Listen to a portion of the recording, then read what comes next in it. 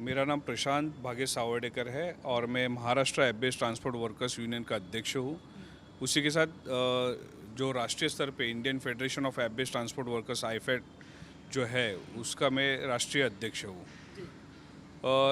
देखिए, आपने कहा कि 1 मई प्रताप सरनाईक जो हमारे परिवहन मंत्री है उन्होंने एक स्टेटमेंट दिया है कि आपको मराठी बोलना आना चाहिए। मैं कहूँगा कि महाराष्ट्र में जो भी आते हैं उनको सच में मराठी आनी चाहिए। हम खुशी के साथ में बात करेंगे, हम उनको ट्यूशन देंगे कि आप मराठी में सीखो करके। हमारे अभी बहुत सारे मुस्लिम भाई भी है, हमारे आशीष जायसवाल जी है, इमरान भाई है, हमारे माड़े साहब जी है, उदयलाल कुमावत जी है। ये हर एक प्रजाति के लोग हैं और अच्छे से मराठी बोलते हैं। राजस्थान से आए हैं, 15-20 साल यहाँ पे रह रहे हैं।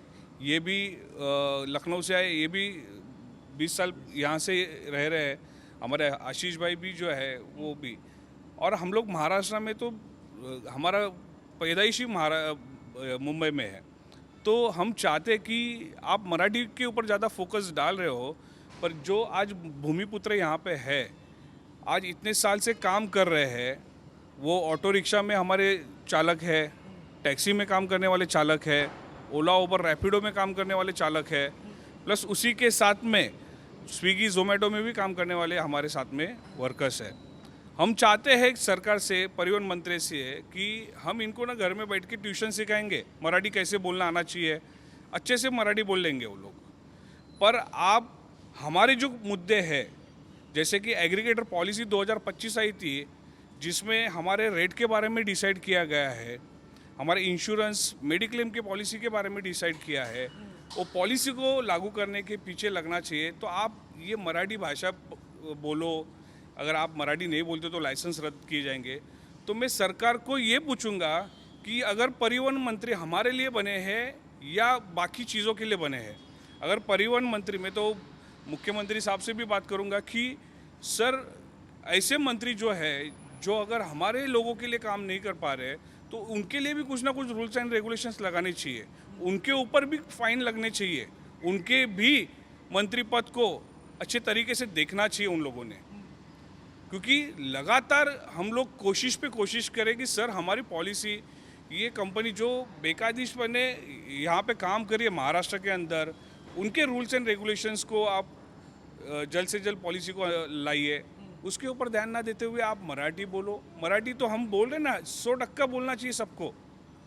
क्योंकि मैं जब राष्ट्रीय स्तर पे काम करता हूँ, मैं कर्नाटका जाता हूँ, तो वहाँ के लोग, अगर मैं जाके बोलूँगा कि कर्नाटका में कन्नड़ में भाषा में आप बात कीजिए, हाउ इज़ इट पॉसिबल? कि आप ये सोचिए कि जब हम लोग ये फोर्स करते हैं तो उसको टाइम देना चाहिए। और मैं महाराष्ट्र में जो आने वाले जितने भी भारतीय है, मैं उनको ये भी निवेदन करूंगा कि आप ये ना कहिए कि हम मराठी नहीं बोलेंगे। आप सीखो, आपको सीखना ज़रूरी है। और मैं भी कोई राज्य में जाता हूँ तो उस लैंग्वेज को सीखना ज़रूरी है। दादागिरी करके सब कुछ नहीं होता है। आप प्रेम भाव से, प्यार मोहब्बत से उनसे बात कीजिए। और परिवहन मंत्री से यही कहूँगा, सर, अभी बहुत कुछ हो गया, अगर आप लोग हमारे ऊपर अगर ज़्यादा फोकस नहीं दोगे, जो ड्राइवर है, और हम चाहते हैं हमारे माजी मुख्यमंत्री जो थे और अभी के जो डिप्टी सीएम है एकनाथ शिंदे साहब भी ड्राइवर थे, आप भी ड्राइवर थे, तो आप ड्राइवर से आप अच्छे लेवल पे आए। हम आपका स्वागत भी किया जब आप ट्रांसपोर्ट मिनिस्टर बने, पर उसके बाद आपने सिर्फ बैठक पे बैठक ली है, उसके ऊपर बातचीत ही नहीं है। हमारे जो ड्राइवर्स है वो पूछते, हमें यूनियन को पूछते कि क्या हुआ, हमारे पास आंसर देने के लिए कुछ नहीं होता। और आप ये छोटी चीज़ों के ऊपर बातचीत कर रहे हो कि मराठी नहीं बोलने आएगी तो। और भूमिपुत्र यहाँ पे है, यहाँ पे मुंबई महाराष्ट्र में हर जाति के लोग रहते हैं, पर हमारी एक ही जाति जो है वो ड्राइवर है। जो डेली निकलता है रोड पे ना, उसको पता है कि घर पे कैसे खाना लेके जाना है करके। आप उसके ऊपर फोकस नहीं दे रहे हो, आप उनके बातों के ऊपर चर्चा नहीं कर पा रहे हो, आप अलग अलग रूल्स एंड रेगुलेशन ला रहे हो। वो पॉलिसी बनाओ ना, हम स्वागत करेंगे और हम इनको सिखाएंगे, घर पे लाके ट्यूशन देंगे इनको मराठी का कि भाई आपको सीखना है, अभी सर ने हमारा काम किया, आपको भी करना पड़ेगा। तो ये सब सारी चीज़ें होनी चाहिए, मुझे लगता है।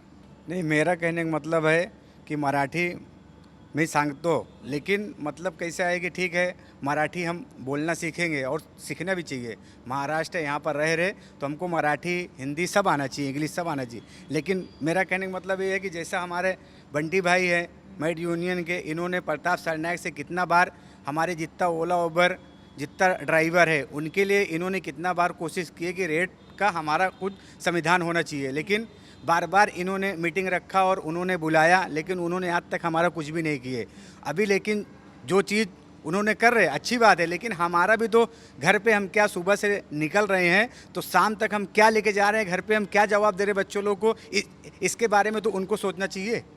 तो हमारा कहने का मतलब यही है कि हमारा रेट के लिए हमारा वहाँ से जो बोला जा रहा है, हमारे बंटी भाई जैसा बोले कि अपना क्या चीज़ बोले पॉलिसी हमारा लागू होना चाहिए, अच्छी बात है। हम यहाँ ट्यूशन करके हम सीखेंगे मराठी और सबको हम बोलेंगे, सबको ही सीखेंगे। बिल्कुल होता है, कभी कभी हम लोग कस्टमर को पिकअप करने के लिए खड़े रहते हैं और पीछे से फ़ोटो खींच के चले जाते हैं और 10 मिनट के बाद दिखता है कि हमारे मैसेज आ गया कि हमें फ़ाइन आ गया है। कि मैसेज में ये रहता है कि नो पार्किंग में आप खड़े हैं, जबकि हमारा इंडिकेटर चालू रहता है फिर भी फ़ाइन मार के जाते हैं। और हम लोग तो रोड टैक्स भर रहे हैं। मैं तो सरकार से यही निवेदन करूंगा, हमने कल हमारी ट्रांसपोर्ट कमिश्नर साहब के साथ भी मीटिंग हुई, प्रताप सरनाइक के साथ भी हमारी एक बैठक हुई थी बीच में। हमने उनको कहा भी है कि आप लोगों ने इनके हाथ में बंदूक दी है, ट्रैफिक हवलदार के हाथ में, वो अपना काम जो है जैसे ट्रैफिक लगता है, सिग्नल लगता है, वो काम छोड़ के ये सिर्फ फ़ोटो निकालते बैठते हैं। तो मैं उनसे ये भी निवेदन करूंगा मुख्यमंत्री साहब से भी कि आपने सर बहुत बड़ी बात की थी, क्योंकि ये लोग फ़ोटो निकाल के फ़ाइन मारते थे। कभी कभी अपने मोबाइल को लेकर भी आज भी वही चालू है, मोबाइल लेकर वो फ़ोटो खींचते। मे भी इनको टारगेट दिया है या कुछ हमें पता नहीं है, पर हमारी दिन की रोजी रोटी 500 रुपये है, उसको भी छीनना चाहते हैं लोग। मैं भी ये 27 अप्रैल को बोला है कि सीएम साहब के साथ एक बैठक होगी हमारी।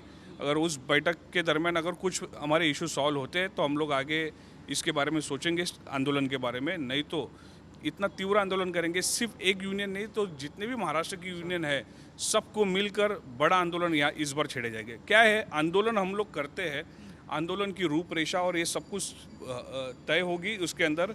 और 4 तारीख या 4 तारीख के पहले भी हो सकता है, 4 तारीख के बाद भी हो सकता है। हम उसके बारे में आपको ज़रूर बताएंगे। जी,